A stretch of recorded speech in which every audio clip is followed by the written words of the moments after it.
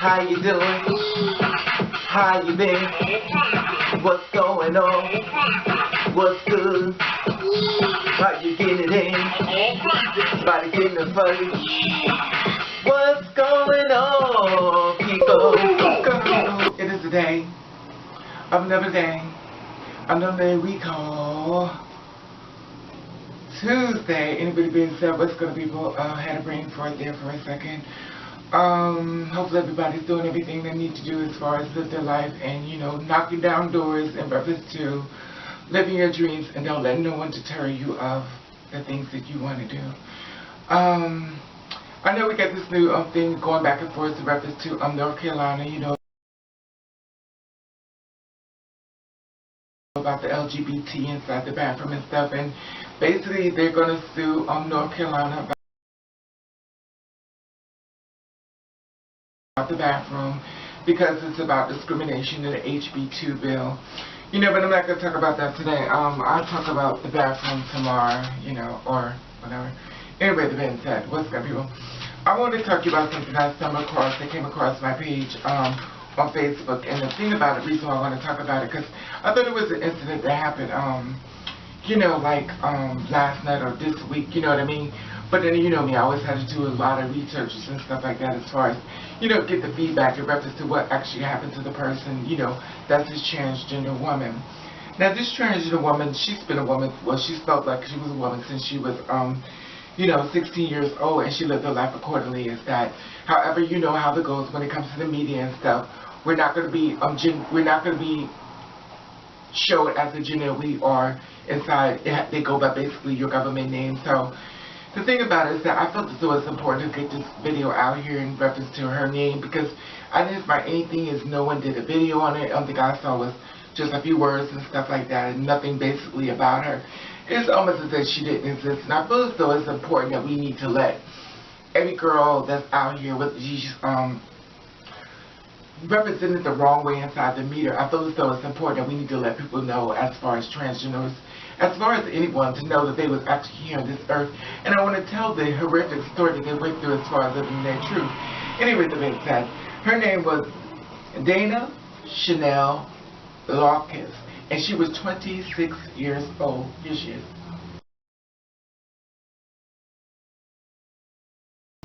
See that? Very beautiful woman, 26 years old, and this happened in Milwaukee, Wisconsin, and excuse me, on May the 20th, 2010.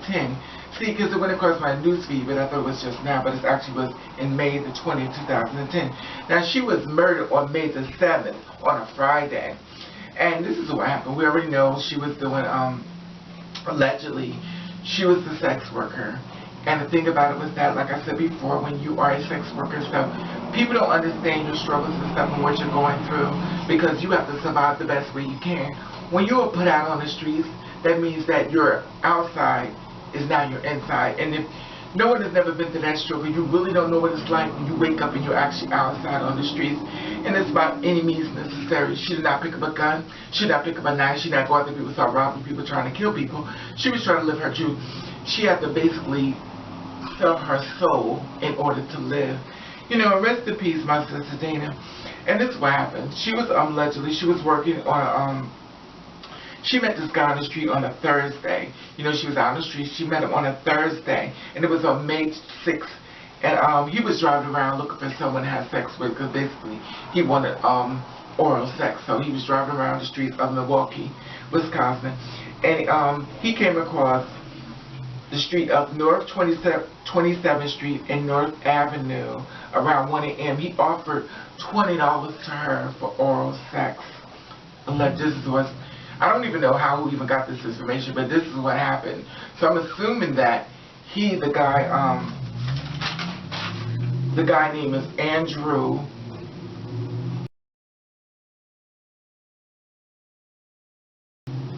And I'm assuming that he's the one who's telling the story. This is what I'm assuming. I'm not sure how it went down, because I always feel as though it's not fair, because the person who's murdered can't really tell this story. Anyway, back at her hand.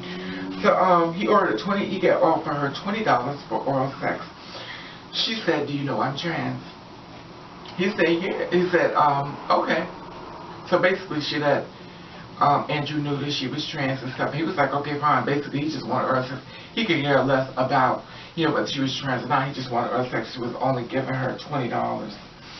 The thing about it was that she got inside the car and she began to obviously, touch him between his legs. Basically, in my mind, I'm thinking. So she unraveled, started taking a step down. And as he did it, he reached over, got his .357 revolver.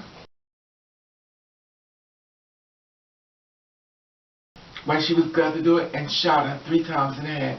Pow, pow, pow, in the head. She was not even aware what he was about to do, because he already said it was okay. And the sad part about it is, after he shot her, opened the door, pushed her out on the sidewalk, and drove off. But what worked in her favor was, he dropped his cell phone when he pushed her out. So evidently her body must have been on the cell phone, so he pushed her out. The cell phone must have came out with it. So after he shot her and must have been about to get on the cell phone and probably call his friends up and stuff like, yo, I just shot one of his so-and-so, you know what I mean? So basically he was looking for his cell phone. He couldn't do it because he had to find his cell. So he turned around and he backtracked or go back. And when he came back, that's when they caught him.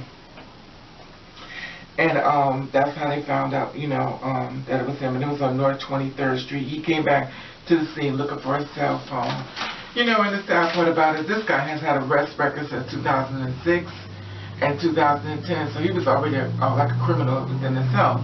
He was 29 years old, blue eyes. Nickname is known as Andy or Drew. He's held in the Dodge Correction Institution.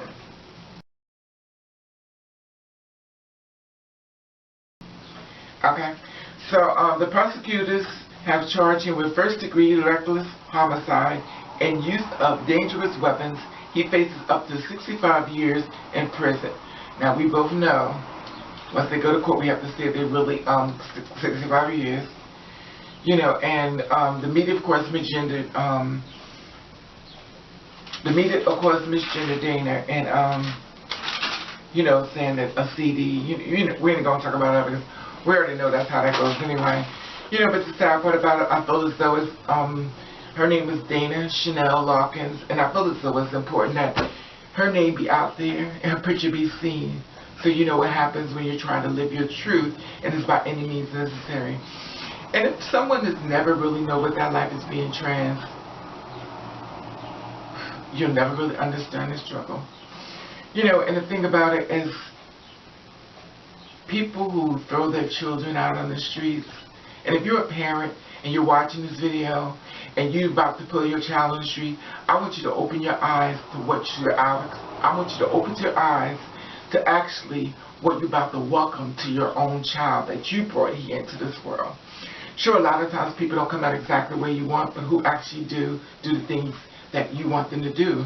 You have to understand you gave birth to a spirit, someone who is living in that truth. Now, if they're not going out killing someone or murdering someone, which they can actually do, and they choose not to, don't just throw your child away. Because now at 26 years old, she's now in the ground. People don't even know about her. I didn't even know about her. But I thought it was very important to let her life be seen by other people who have not known her story. And I thought it was important for me to put this story out here in reference to her. So rest in peace, my sister Dana Larkin.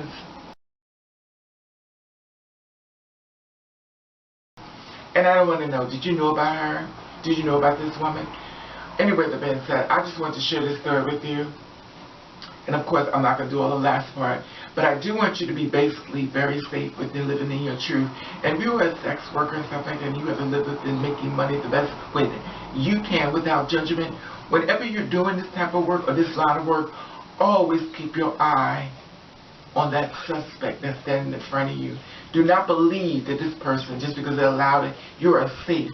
You're not safe until you're away from that person and they drove off. And even when they drove off, sometimes they may come back and retrack around just to shoot you. So always be aware of what you're doing and do not close your eyes to someone who says they accept you. You have to understand one thing. We are also being murdered by people who already know we are and have had sex with us tons of times and have retracked back just to kill us. So it's just food for thought. Anyway, that being said, I want to thank you for watching. Thank you for subscribing. I'd love to hear what you feel about this. I love you. Bye.